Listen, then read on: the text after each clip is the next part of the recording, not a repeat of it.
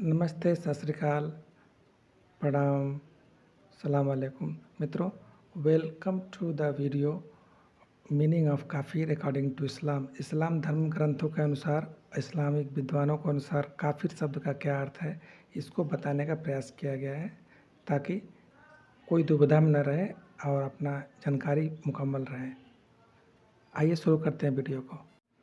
काफिर शब्द इस्लाम में अरबी भाषा का बहुत ही विवादित शब्द है, जिसका शाब्दिक अर्थ है अस्वीकार करने वाला या ढकने वाला या गैर मुसलमान। नास्तिक को अरबी में दहरिया भौतिकवादी बुलाया जाता है। इस्लामी विद्वान इस बात से सहमत थे कि एक बहुदेवावादी अर्थात बहुत सारे देवी देवताओं को पूजने वाला मुशरिक यानी कि मूर्तियों को पूजने वाला हिंदू, जैन, बौद्ध धर्म के पालन करने वाले लोग एक काफिर हैं।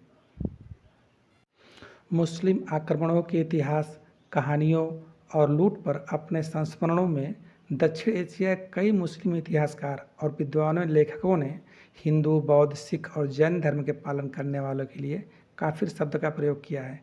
कुरान मुशरिक अर्थात मूर्ति पूजक काफिरों को और किताब के लोग अर्थात यहूदी और क्रिश्चन और मुसलमानों के बीच अंतर करता है। मूर्ति पूजा करने वालों के लिए मुशरिक शब्द का ही प्रयोग करता है, जो कि काफिर होते हैं।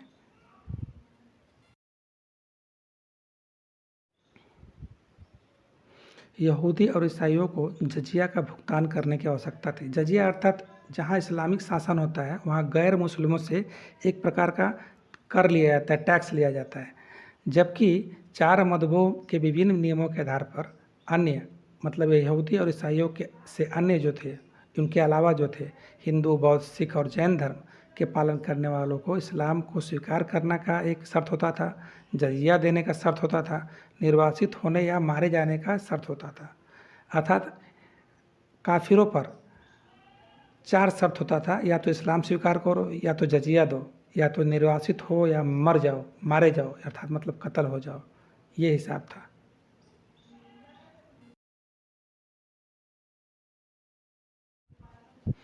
इस्लाम के मजहबी साहित्य कुरान, हदीस आदि का बहुत बड़ा हिस्सा काफिर के बारे में और काफिरों के साथ कैसे व्यवहार किया जाए इसको लेकर लिखा गया है।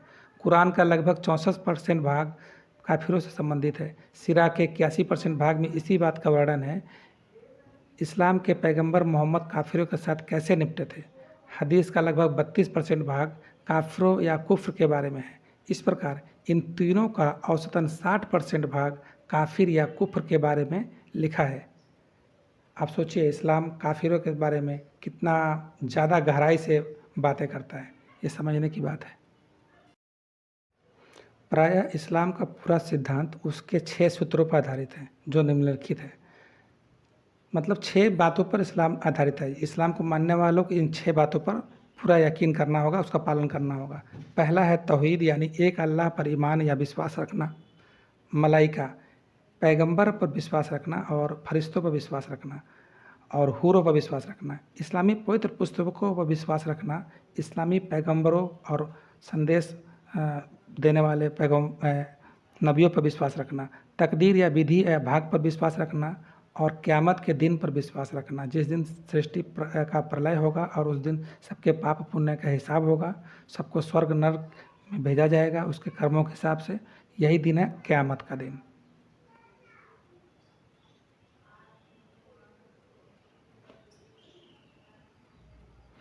फिर जब पवित्र महीने बीत जाए तो मुशरिकों मूर्ति पूजकों को जहाँ कहीं पाओ कत्ल करो और पकड़ो और उन्हें घेरो और हर घात की जगह उनकी ताक में बैठो। कुरान मजीद सूरा नंबर 9 आयत 5। जिन लोगों ने हमारी आयतों का इनकार किया, इस्लाम और कुरान को मानने से इनकार किया, उन्हें हम जल्द ही अग्नि में झोंक देंगे। जब उनकी खालें पक जाएंगी तो हम उनकी दूसरी खालों से उनकी खालों को बदल देंगे ताकि वे यातना का रसास्वादन लगातार करते रहें।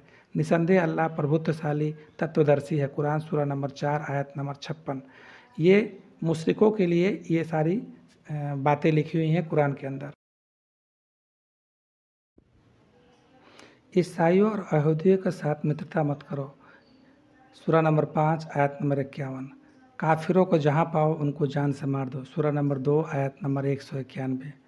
ईमान वालों अपने आसपास रहने वाले काफिरों के साथ युद्ध करो, उनको तुम्हारे अंदर कटुता दिखनी चाहिए, अर्थात दुश्मनी दिखना चाहिए, यानी कि आपकी आँखों में उनके लिए भय दिखना चाहिए ताकि वो आपको देख के डरें। सूरा नंबर 9 आयत नंबर 123। अल्लाह गैर मुसलमानों का दुश्मन है। सूरा नंबर 2 आयत नंबर 98। अल्लाह मानव मात्र का मित्र नहीं है, ये किसी का दुश्मन है, किसी का दोस्त है। ये इसका सिद्धांत है। इस्लाम के अलावा और कोई धर्म या देवी देवता स्वीकार नहीं है। सूरा नंबर 3 आयत नंबर 85। इस्लाम को मानने वालों का दिल अल्लाह भर देगा और गैर मुसलमानों की गर्दन काट कर तुम्हें उनका शरीर काट देना है। सूरा नंबर 8 आयत नंबर 12। सिर्फ मुसलमानों को ही अपना करीबी दोस्त बनाए। सूरा नंबर 3 आयत नंबर 118। गैर मुस्लिम दोस्त न बनाए। सूरा नंबर 3 आयत नंबर 28 व सूरा नंबर 9 आयत नंबर 23। तो आप ये समझें, हम लोग सर्वधर्म समभाव और ईश्वर अल्लाह तेरे नाम की बात करते हैं और इस्लाम क्या कहता है, तो ये समझना बहुत ज़रूरी है। इस फ़र्क को समझे बिना आप भाईचारा नहीं कर सकते या भाईचारा में आप सफल नहीं हो सकते, या आपको ये समझ में नहीं आएगा भाईचारा में कौन भाई है और कौन चारा है। ठीक है, इस बात को समझने का प्रयास करिए।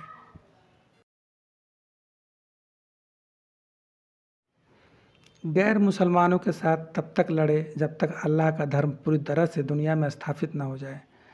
सूरा नंबर 8 आयत नंबर 39। मूर्तियाँ गंदी हैं। सूरा नंबर 22 आयत नंबर 30। मूर्ति पूजा करने वालों को जहाँ कहीं भी मिले घात लगाकर उन्हें मार डालो। सूरा नंबर 9 आयत नंबर 5।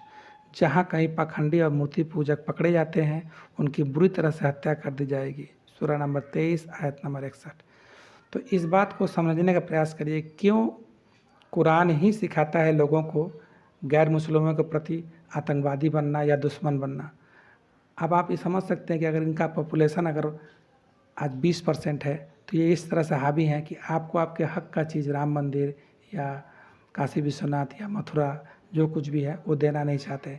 इलेक्शन में भी अपने लिए कुछ न कुछ नेताओं से वादे करवा लेते हैं, संविधान में संशोधन तक करवा लेते हैं। तो मित्रों, इस वीडियो में सिर्फ कुछ चंद आयतों का ही हवाला दिया जा रहा है, जबकि इसकी लिस्ट बहुत लंबी है। उम्मीद करता हूँ चावल का एक दाना पका है कि नहीं चेक करने लायक जितना ज्ञान से आप समझ पाएंगे कि वीडियो कहना क्या चाहता है। काफिरों पर जुल्म करो। सूरा नंबर 9 आयत नंबर 123। काफिरों को नीचा दिखाओ और उनसे लड़ो। सूरा नंबर 9 आयत नंबर 29। काफिर और पाखंडियों के खिलाफ जिहाद करो। सूरा नंबर 66 और आयत नंबर 9। हम कुरान का खंडन करने वालों की खाल पकाएंगे। सूरा नंबर 4 आयत नंबर 56। आप देखिए कैसे कुरान चीख चीख कर कहता है कि आप युद्ध करो, मतलब सिर्फ इसलिए युद्ध करो कि कोई तुम्हारे धर्म को नहीं मानता, कोई तुम्हारे धर्म के तरीक़ों पर विश्वास नहीं रखता, और क्यों नहीं वो तुम्हारे बीच से ही कोई आदमी कन्वर्ट होकर मुसलमान बना हो, लेकिन वो जब मुसलमान बन जाएगा तो आपके प्रति अपने पुस्तकों में, पवित्र पुस्तकों में जिन पुस्तकों के प्रति वो अपना जान देता है, दूसरे का जान लेता है, तो क्यों नहीं वो आपको मारेगा। लूट का सारा माल लड़कियां और महिलाएं सहित हलाल है। गैर मुसलमानों की लड़कियां और महिलाओं को गुलाम बना के बलात्कार करना जायज़ है। सूरा नंबर 8 आयत नंबर 69। अल्लाह ईमान वालों के साथ काफिरों को सताएगा। सूरा नंबर 9 आयत नंबर 14। युद्धबंदियों को सताओ। सूरा नंबर 8 आयत 57। इस्लाम छोड़ने वालों से बदला लो। सूरा नंबर 32 आयत नंबर 22। लूट का माल, मतलब युद्ध तो होगा ही, लेकिन युद्ध तक ही सीमित नहीं है कि सेनाओं को कत्ल हो जाएगा या लूटपाट होगा।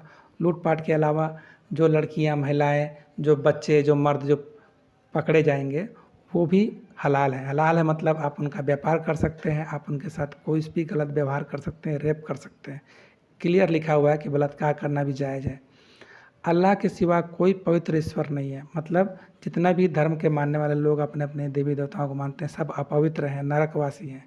सूरा नंबर 3 आयत नंबर 62, सूरा नंबर 2 आयत नंबर 255, सूरा नंबर 27 आयत नंबर 61 व सूरा नंबर 35 आयत नंबर 3। अल्लाह के सिवा किसी और की इबादत करने के वाले नर्क के ईंधन है। ईंधन मतलब जैसे तेल जलाने के लिए हम लोग जलाते हैं चूल्हा में, गैस जलाते हैं तो गैस ईंधन हो गया, लकड़ी ईंधन हो गया चूल्हे में। सूरा नंबर 21 आयत नंबर 98। मूर्ति पूजक अशुद्ध अपवित्र हैं। सूरा नंबर 9 आयत नंबर 28। काफिर आपके खुले दुश्मन है। सूरा नंबर 4 101। मतलब काफिर अगर अपने काम में बिजी है और जो भी है विज्ञान या बिजनेस में लगा हुआ है तो फिर भी वो तुम्हारा दुश्मन है। तो इस प्रकार बंधुओं, यहाँ तक वीडियो आपने देखा, इसके लिए बहुत बहुत धन्यवाद। Friends, thanks for watching the video till end. If the information is useful, entertaining and interesting to you, please comment your views and suggestion if any. Like the video, subscribe the channel and share the video. Thanks once again. Jai Hind, Vande Mataram, Jai Hindu Rashtra.